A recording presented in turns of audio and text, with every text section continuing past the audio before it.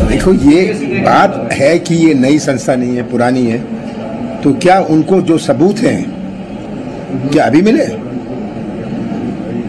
अगर ये पहले से चल रही थी और ये आतंकवादी संस्थाओं से जुड़ी हुई थी तो आप इतने साल क्या कर रहे थे? हुआ दिखा रहे हैं लोगों के ऊपर। तो सबसे पहले आरएसएस पर बैन करिए, आरएसएस को। ये उससे भी बदतर संगठन है जो हिंदुत्व का कट्टरपंथा। केंद्र सरकार का स्वागत योग्य कदम है और माननीय प्रधानमंत्री जी और गृह मंत्री जी का आभार है कि राष्ट्र विरोधियों में संलिप्तता जिसकी पाई गई, आईएसआई से जिसके कनेक्शन पाए गए, जो केरल में, उड़ीसा, कर्नाटक, तमिलनाडु में जिनके हत्याओं के सबूत मिले हैं, हत्या करने के सबूत मिले हैं, ऐसे संगठन पर प्रतिबंध लगाना निश्चित रूप से मैं स्वागत योग्य मानता हूँ। पीएफआई एक आतंकवादी संगठन है और उस पर कड़ी से कड़ी कार्रवाई सरकार कर रही है और करनी चाहिए, क्योंकि ये आतंकवादियों का संगठन है और जो कार्रवाई हो रही वो उचित कार्रवाई है और जरूरी है देश हित में, राष्ट्र हित में। अभी पीएफआई संगठन जो है, ये जो पॉपुलेशन फ्रंट ऑफ इंडिया, ये जो पाकिस्तान जिंदाबाद के नारे लगाते हैं, उनको इस देश में ऐसे नारे लगाने का कोई अधिकार नहीं है। यह गृह विभाग पूरी तरह उनका बंदोबस्त करेगी और केंद्र सरकार ने जो निर्णय लिया है, योग्य निर्णय लिया है, इस देश में देशभक्तों का ये देश है, ये राज्य है, राष्ट्रभक्तों का है। यह देशद्रोही बयान किसी पर कोई कर नहीं सकता है और वो साइन भी नहीं किया जाएगा। कुछ संगठनों, कुछ आतंकवादी संगठनों की परछाइयाँ, कुछ इस तरह के भारत विरोधी संगठनों की प्रॉक्सीज भारत में कर रही थी, उनके खिलाफ कड़ी और बड़ी कार्रवाई हुई है। देश की सौहार्द, देश की सुरक्षा हमारी ताकत है और हमारे सौहार्द, सुरक्षा और सहिष्णुता की ताकत ही ऐसे राष्ट्रद्रोही और शैतानी ताकतों की भी आफत है। जो लोग मजहब को सुरक्षा कवच बना करके मुल्क के खिलाफ षड्यंत्र और साजिशों का ताना बाना बिन रहे थे, वो कई वर्षों से इस देश के खिलाफ, भारत के लोगों के खिलाफ, भारत की शांति और सौहार्द के खिलाफ, भारत की सुरक्षा के खिलाफ शैतानी षड्यंत्रों के साथ, मानसिकता के साथ काम कर रहे थे। अफसोस की बात है कि इसमें भी कुछ लोग अपने सियासी नफ़े और नुकसान का बुरा भाग कर रहे हैं। लगातार कई वर्षों से काम कर रही थी। ये देश की सुरक्षा में और देश के हित में बड़ा फैसला है, कड़ा फैसला है। मुझे अभी ये सूचना मिली है कि भारत सरकार ने पीएफआई और उसके सहयोगी संगठनों पर प्रतिबंध लगा दिया गया है। हम भारत सरकार के इस निर्णय का बहुत बहुत स्वागत करते हैं। मैं Sayed Naseeruddin Chishti, chairman all India Sufi Sajjada Nashin council, हमारी काउंसिल की तरफ से, काउंसिल के तमाम जो स्टेट होल्डर, तमाम लोगों की तरफ से भारत सरकार के इस निर्णय का बहुत बहुत स्वागत करता हूं। और आगे भी यदि कोई ऐसे संगठन पाए जाते हैं जो देश विरोधी गतिविधियों में शामिल है, उनके खिलाफ भी ऐसी कार्रवाई होनी चाहिए। आज ये खबर सुनने को मिली कि पीएफआई पर सरकार ने बैन लगा दिया है। हम उसका इमाम एसोसिएशन की तरफ से स्वागत करते हैं और अगर इस तरह की कोई गतिविधि पहले से एजेंसियों की नजर में थी या सरकार की नजर में थी तो ये काम बहुत पहले हो जाना चाहिए था।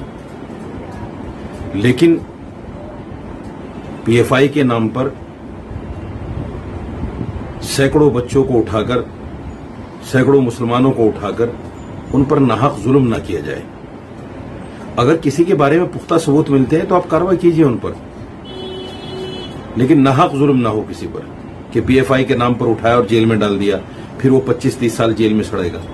हमारे पास इसके उदाहरण है। टाडा और पोटा के नाम पर आज भी हजारों बच्चे जेल में हैं। ये कानून भी खत्म हो गया। अब वो बच्चे 15 साल, 20 साल, 30 साल, 32 साल के बाद जो है जेल से बाइज्जत बरी हो रहे हैं, उनकी जिंदगी खराब हो गई।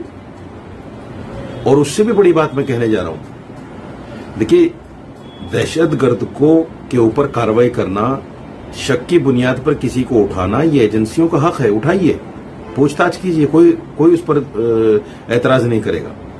लेकिन खुदा के लिए उसका मीडिया ट्रायल मत कीजिए।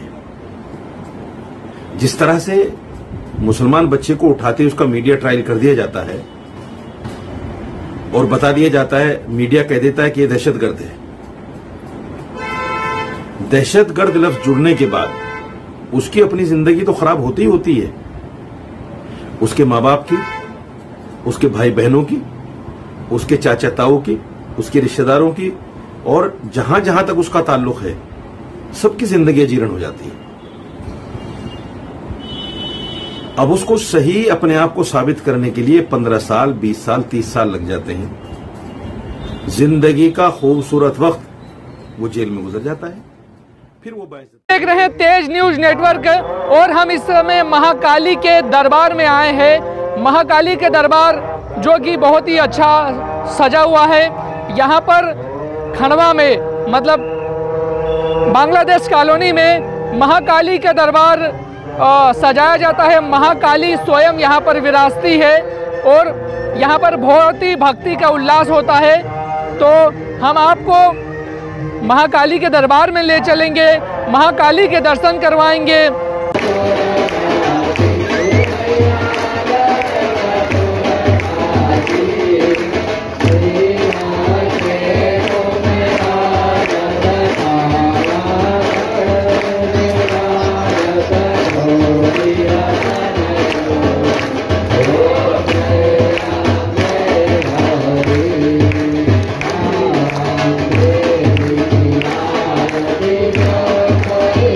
आप देख सकते हैं हम महाकाली के दरबार में आ गए हैं, महामाई के दरबार में आ गए हैं और यहाँ पर आप मेरे पीछे देख सकते हैं कि बहुत ज़्यादा यहाँ पर भक्त आए हुए हैं।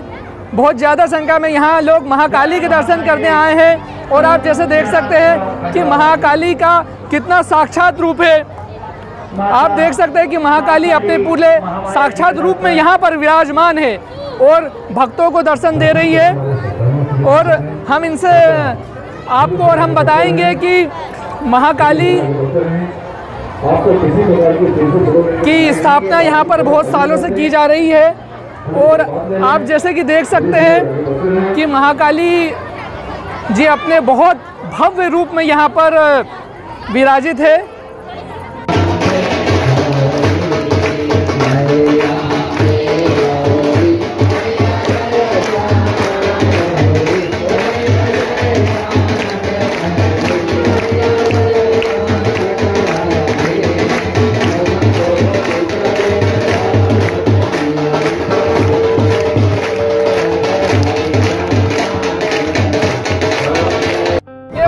माता जी कितने सालों से यहाँ पर बिठाई जा रही है? सियाराम चौक पर माता जी पिछले विगत 23 से 24 सालों से बिठाई जा रही है। बाकी महाकाली की जो प्रतिमा है वही मात्र 6 वर्षों से अनवर चालू है।